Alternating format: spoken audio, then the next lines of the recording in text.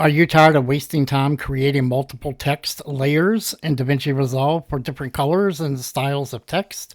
In just 30 seconds, I will show you a game-changing tip that will streamline your workflow and elevate your projects. That's simple. Just go over to your Text Plus file, put it on your timeline. From there, you go over to your Fusion page. Once in your Fusion page, you're going to want to put in the title that you want.